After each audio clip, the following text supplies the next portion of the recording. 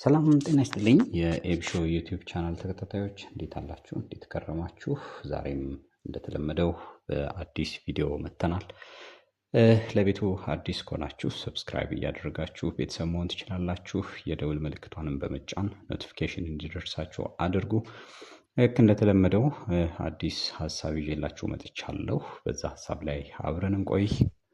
የዛሬው ሀሳብ በተለይ አዲስ ኢንቨስተሮች ወይም ደግሞ ግብርና ላይ ኢንቨስት ማድረግ የሚፈልጉ ሰዎች የሚሰሯቸውን 10 ስህተቶች ነው የምነግራችሁ።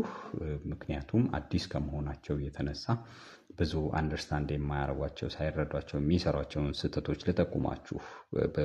በተለይ ደግሞ ኢንቨስት ለማድረግ ለምትፈልጉ ሰዎች እነኚህን ስህተቶች በማረም እንደ መረጃ ስለሚጠቅማችሁ ማለት ነው። አንደኛው ማርኬት አሰስመንት አለማካሄድ ነው፣ ወይም የገበያ ጥናት አለማካሄዳቸው የሚፈልገውን ገበያ ላይ የሚፈልገውን አለማወቅና ዝም ብለው በዘልማድ ግብርና ላይ ኢንቨስት ማድረጋቸው ትልቁ ስህተት ነው። ስለዚህ አስፈላጊውን የሆነ የገበያ ጥናት ማካሄድ እጅግ በጣም ወሳኝ ነው ማለት ነው። ምክንያቱም ገበያ ላይ ተፈላጊ የሆነውን ክሮፕ ወይም ቬጂቴብል ወይም ፍሩት በደንብ አድርጎ ለማወቅ ስለሚረዳ ገበያው ምን ይፈልጋል፣ ወደ ገበያ ሳወጣው በቀላሉ ልሸጠው የሚችለውና ወደ ገንዘብ ልቀይረው የሚችለው ምንድን ነው የሚለውን በደንብ መረዳትና የማርኬት አሰስመንቱን ማካሄድ እጅግ በጣም ወሳኝ ነገር ነው ማለት ነው። ስለዚህ ይሄ መረሳት የሌለበትና ስህተት ሊሰራ የማይገባው የማርኬት አሰስመንት ላይ ነው ማለት ነው። ሁለተኛው የክሮፕ ሴሌክሽን ነው። በተለይ ደግሞ ልንተክል ያሰብንበት ወይም ልንዘራ ያሰብንበት አካባቢ አፈሩ ምን ይመስላል፣ የዝናብ ሁኔታው ምን ይመስላል፣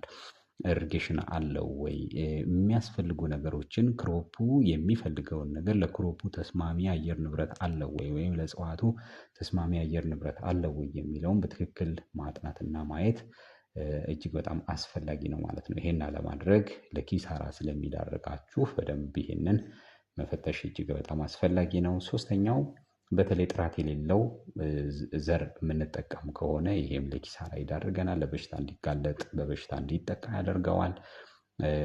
የዘራነው ዘር ጥራት የሌለው ከሆነ ምናልባት ከአረም ጋር የተደባለቀ ዘር ሊኖረው ይችላል። ጥሩ ምርት ላይሰጠን ይችላል ማለት ነው። ገበያ ላይ ተፈላጊ ላይሆን ይችላል፣ ኳሊቲ የሌለው ዘር የምንጠቀም ስለሆነ። ስለዚህ ሶስተኛው ችግር ወይም ስህተት ምንድነው? ፑር ኳሊቲ ሲድ መጠቀማችን ነው ማለት ነው። አዲስ ኢንቨስተሮች ወይም አዲስ ገበሬዎች ማለት ነው። አራተኛው በተለይ ኢትዮጵያ ውስጥ ብዙም ያልተለመደው ምንድነው? አፈርን ቴስት ማድረግ። አፈርን በደንብ አድርጎ ምንድነው የጎደለው የሚለውን ሶይል ቴስት አለማካሄዳችን እጅግ በጣም ደካማ ያደርገናል ማለት ነው። ስለዚህ ሁልጊዜ ኢንቨስት ልናደርግ ስናስብ የሶይሉን ቴስት ማድረግ ወሳኝ ነገር ነው ማለት ነው። ያም የተሻለ ምርት እንድናመርት እንደገናም ደግሞ ኮስት ዋይስ ስናስበው ዝም ብለን የሚፈልገውንም የማይፈልገውንም አፈሩን ከምንሰጠው ይልቅ የሚያስፈልገውን ብቻ በመጨመር ኮስትን መቀነስ የምንችልበትን ሁኔታ መፍጠር ይቻላል ማለት ነው። አምስተኛው ፑር ፋርሚንግ ፕላኒንግ ነው። በተለይ ደግሞ አርሶ አደር ወይም ኢንቨስተር ስትሆኑ በእቅድ ልትመሩ ይገባል። ምንድነው መስራት ያለብኝ? ምንድነው የሚያስፈልገኝ? በጀት ምን ያህል መሬት ነው ያለኝ? ኢንፑት የሚያስፈልገኝ ወይም ግብአት የሚያስፈልገኝ ምን ያህል ነው? ስለዚህ ያንን በበጀት ከፋፍለን ማስቀመጥና ፕላን ማድረግ እጅግ በጣም ወሳኝ ነው ማለት ነው። ስለዚህ ፕላን አለማድረጋችን ሄደን ሰፊ መሬት እናስብና ካለን በጀት ጋር የማይመጣጠን ሆኖ አብዛኛው ሳይታረም ሳይኮተኮት አስፈላጊውን የሆነ ማኔጅመንት ሳናካሂድለት የሚቀርበት ሁኔታ ስለሚኖር ይሄንን በደንብ አድርጎ መፈተሽ ያስፈልጋል ማለት ነው። ስድስተኛው እንግዲህ በተለይ ስፔሲንግ ወይም ደግሞ የተክሉ ርቀት እርስ በርሱ ያለው ርቀት፣ የአዘራር ሁኔታ በመስመር የምንዘራ ከሆነ ስፔሲንጉን ጠብቆ አለመዝራት ወይም አለመትከል ለበሽታ እንዲጋለጥና ጥሩ ምርት እንዳይሰጠን ያደርገዋል ማለት ነው። ስለዚህ በተቻለ መጠን ስንተክል ወይም ስንዘራ ስፔሲንጉን መጠበቅ በቦይና በቦይ መካከል ሊሆን ይችላል። በተክልና በተክል መካከል የተቀመጡ ስታንዳርዶች አሉ። ለቬጂቴብል፣ ለክሮፕ፣ ለፍሩት የተቀመጡ ስታንዳርዶች አሉና በዛ ስታንዳርድ መሰረት ስፔሲንጉን ጠብቆ መትከል ትርፋማ ስለሚያደርገን እሱን ትኩረት እንድትሰጡት ያስፈልጋል ማለት ነው። ሌላኛው በሽታና ተባይ ሲያጠቃው ቶሎ አለማየት፣ አለመገንዘብ፣ ቶሎ ወደ ማኔጅ ወደ ማድረግ ወደ ውሳኔ አለመሄዳችን ይህም ለከፍተኛ ችግር ይዳርገዋል ማለት ነው። ስለዚህ ይሄን በደንብ መረዳት ያስፈልጋል። ቶሎ መከታተል ያስፈልጋል። የተጎዳው የተጠቃው በሽታ በደንብ ማየት ያስፈልጋል። ከዛም ወዲያውኑ እርምጃ መውሰድ ያስፈልጋል ማለት ነው።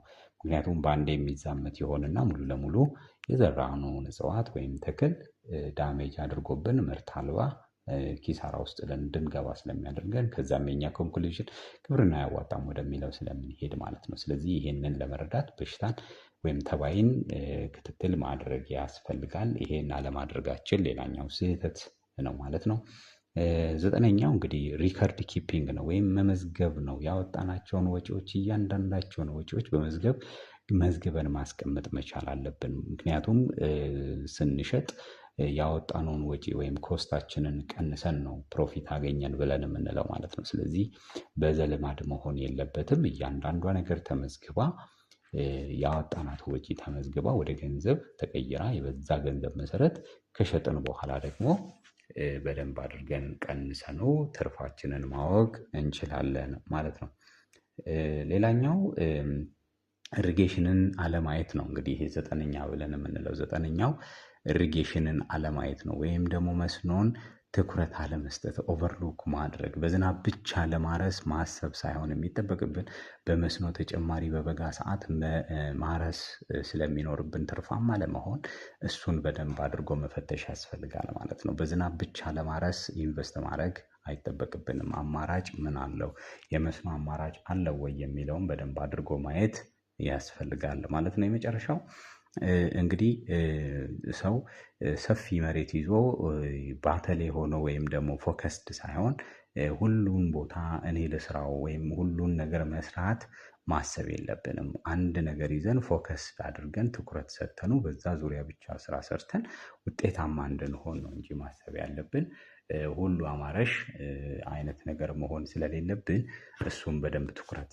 ያስፈልገዋል ማለት ነው። ስለዚህ እያንዳንዷ ነገር ምንድነው ያቀድኩት፣ ምንድነው መስራት ያለብኝ የሚለውን ትኩረት አድርገን ኤክስፒሪየንስ ስናገኝ ወይም ልምድ ስናገኝ እያስፋፋ ነው የምንሄድበት ሁኔታ ይፈጠራል ወደፊት ማለት ነው። ግን ስንጀምር ፎከስድ መሆን መቻል አለብን። ትኩረት ልንሰጠው ይገባል። አንድ ነገር ላይ በደንብ ትኩረት አድርገን ውጤታማ እንድንሆን እየሰራን ስንሄድ በዘላቂነት ውጤታማ እንሆናለን ማለት ነው። ብዙ ጊዜ ኢንቨስተሮች እዚህ ጋር የሆነ መሬቱን ለመያዝ ተብሎ እዚህ ጋር የሆነ ነገር ይጀመራል፣ ይቀጠልና እዛ ጋር የሆነ ነገር ይጀመራል ምናምን። ስለዚህ ምንም አይነት ውጤትና ኢንካም ሳያመጣ የተንጠባጠበ ስራ በመስራት ውጤታማ መሆን አይቻልም፣ ልምድም ማግኘት አይቻልም ማለት ነው። ስለዚህ ፎከስድ ሆነን ትኩረት ኖሮን መስራት ያሰብነው ነገር ላይ በደንብ ትኩረት አድርገን ከሰራን እጅግ በጣም ውጤታማ እንሆናለን። ግብርና አትራፊ ነው።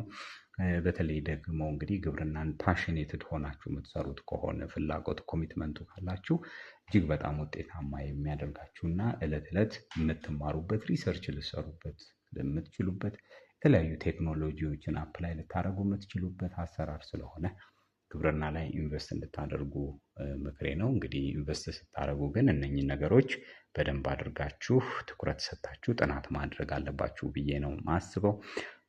እንግዲህ ለቤቱ አዲስ ከሆናችሁ ሰብስክራይብ እያደረጋችሁ ቤተሰብ መሆን ትችላላችሁ። የተለያዩ ሀሳቦችን ኮሜንት ቦክስ ላይ አስቀምጡልኝ። ልሰራላችሁ የምትፈልጓቸው ሀሳቦች ካሉ በግብርና ዙሪያ። አመሰግናለሁ። ታንኪዩ